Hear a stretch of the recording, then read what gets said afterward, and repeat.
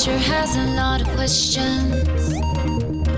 If you look, you can see them everywhere. Use your mind to define energy and time. It's more than just some numbers on a page. Let's go, let's go. Vectors, friction, motion. Let's go, let's go. It's a lot more fun with a little commotion. Curiosity is the remedy. All you really need's velocity.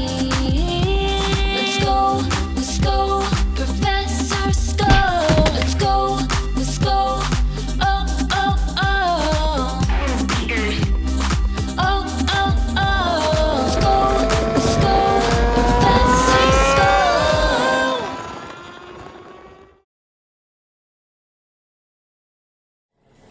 Hey, you're here! It's me, Professor Skull, and I just found this super cool art gallery at WonderWorks in Orlando. Check out these pictures! It is amazing how much work your brain is actually doing. Look at the people on the stairs. Will they ever get anywhere? Your brain interprets how things look based on impulses sent to it from your eyes. Because your brain doesn't actually see the outside world, it has to interpret what it's being told by your eyes. Pretty cool, huh? But that also means your brain can be tricked, and that can be super fun. Optics is the branch of physics that studies the interaction between visible light and your eyes. That picture was probably messing with your head because of how the artist used perspective. Here's another example of perspective. Is the wall behind the men, beside them, or in front of them? In art, perspective refers to the way a three-dimensional object still looks three-dimensional, even though it's really in two-dimensional form. In other words, it's the way an artist takes a flat piece of paper or canvas and puts an image on it that looks like a photo or something in real life. It creates a realistic impression of depth. Sometimes your brain interprets differences in images that may or may not really be there. Have you ever laid on the ground with a friend, looking at clouds and telling each other what they look like? Artists play with that concept all the time. Look at this self-portrait of Leonardo da Vinci. Do you see his face or a man on a donkey? And look at this rose. Do you see rose petals or two lovers kissing? And here's my absolute favorite. Do you remember when we talked about Neil Armstrong in our Let's Go to Astronaut training video?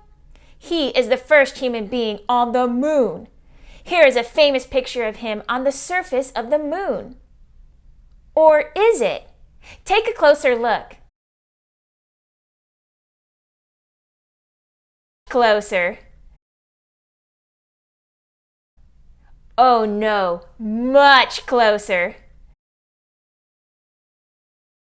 Wait a tick, it's not the picture you thought it was at all. It's hundreds of other pictures all put together. But when you step back, your brain is tricked into thinking it's the other picture you've seen before. Another way your brain can be tricked is with the use of positive and negative space. This is where light and dark shapes work together, and your brain has to choose which image it sees. Look at this vase. Well, do you even see a vase? Or do you see two people talking to each other? I wonder what they're saying. Probably how much they love the Professor Sko science show. And this is an example of the art form of tessellations. It uses recurring patterns without gaps or overlaps, which is why it is sometimes called tiling. They can just be designs, or like this one, be made into pictures. Do you see how the gaps between the palm trees become camels? Holy shnikes! Hey, here's a question for you. Do you know when tessellations were first used as an art form? Don't know? go to ProfessorSco.com and click on In the Know to find out. Okay, I'm going to see where Rusty's off to again. Goodness knows where Sparky is. I'll see you next week. Until next time, keep sciencing. To define energy and time, it's more than just some numbers on a page. Let's go with SCO, vectors, friction, motion. Let's go with SCO.